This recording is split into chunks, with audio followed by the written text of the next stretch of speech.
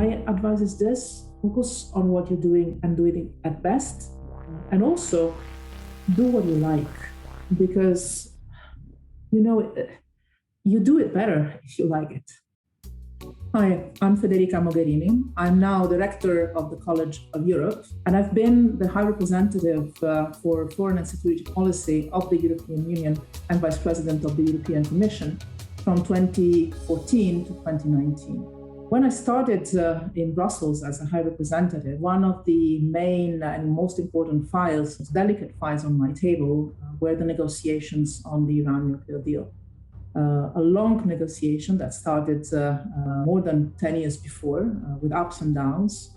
And that was somehow at that moment entering into the final crucial phase. I led and facilitated those multilateral negotiations. Iran was going full speed ahead with its atomic ambitions. That, it said, were totally peaceful, just trying to keep the lights on. But the West thought that was a cover and that Iran was really after nuclear weapons. The Iran nuclear deal was meant to avoid Iran going nuclear, avoiding that Iran could develop a nuclear weapon.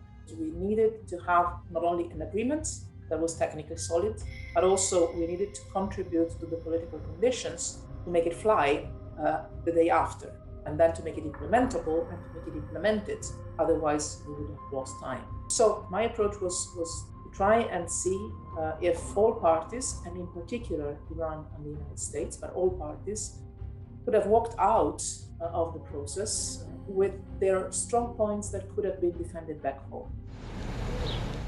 Lausanne, Switzerland has once again become the venue for talks aimed at producing a framework agreement on curbing Iran's nuclear program. So we left thinking that we would have been there for a couple of days maximum, and we ended up being there for 7-10 days, and we didn't have the luggage that was foreseen for that long stay, and I remember we were all dressed the same for 7-10 days.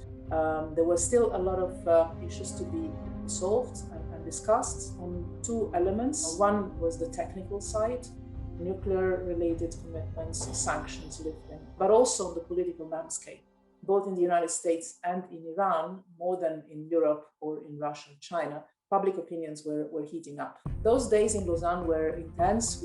I remember perfectly well, we were basically not sleeping. It was actually entering into a listening process and trying to understand what was vital for every member state to have in the decision. And then making sure that everybody would recognize their own line, their own words, their own strong points. Then it was easier for them to accept other points on which maybe they were not so much convinced, but they could swallow it because their own one was there. And at the end of that cycle of negotiations, I perfectly remember I thought, first of all, I thought next time I'd come with a bigger luggage. And the second thought was, this can be done. This can be done.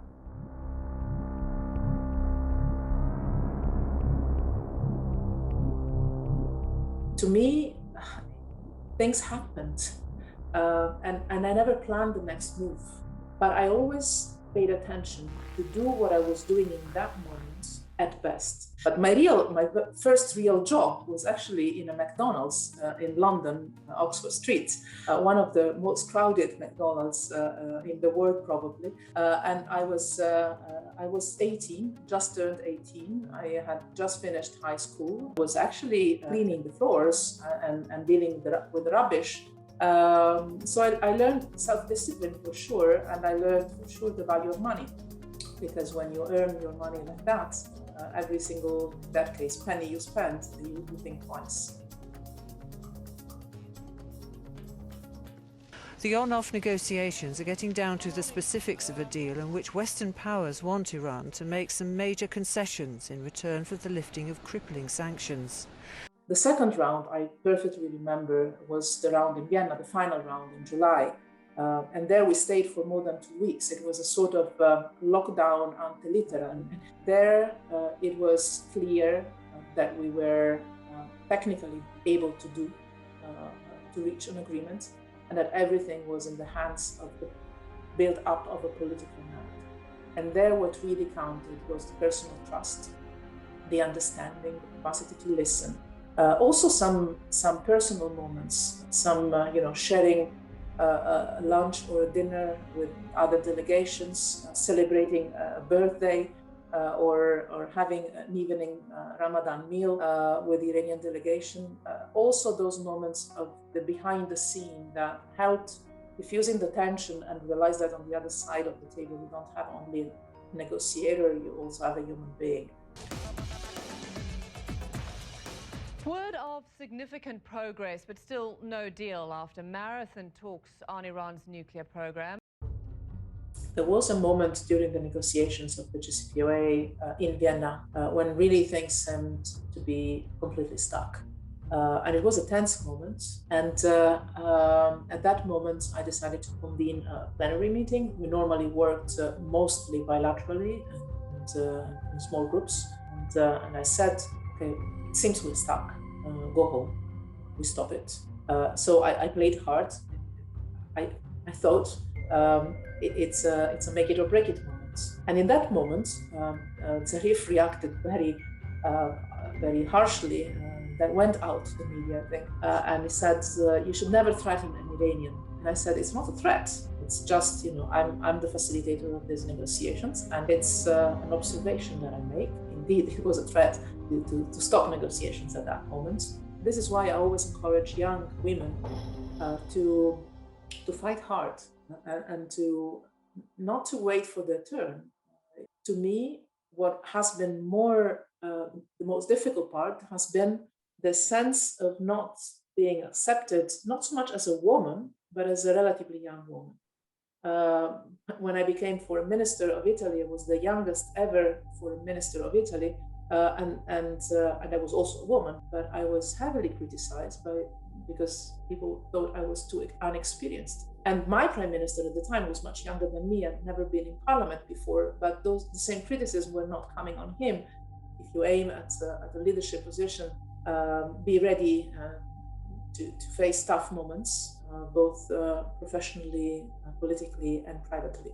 Don't let anybody push you in a corner because of your age or gender. Today, after 2 years of negotiations, the United States, together with our international partners, has achieved something that decades of animosity has not. A comprehensive long-term deal with Iran that will prevent it from obtaining a nuclear weapon. It worked. It worked. And the friendships, I can say friendships, that were built during those 2 weeks of more than 2 weeks of lockdown were strong.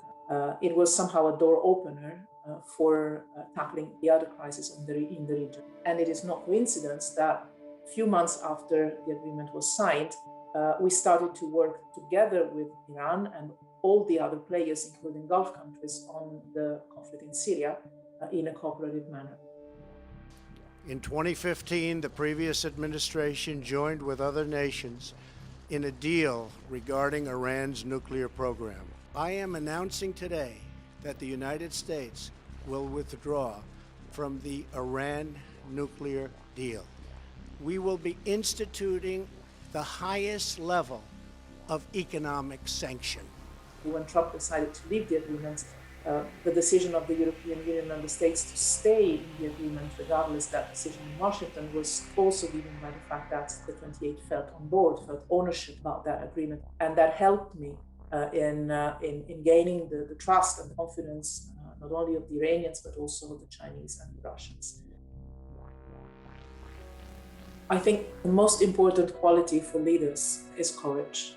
I would say the courage of stopping and asking yourself, is this really the right thing to do? Or is it only the easiest?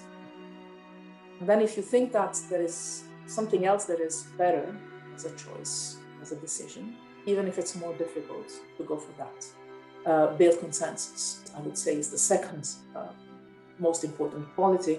So once you have clarity of mind of what is right to do, then try to build the conditions for you to really go in that direction and not hit the wall. I would say there's two elements to mind.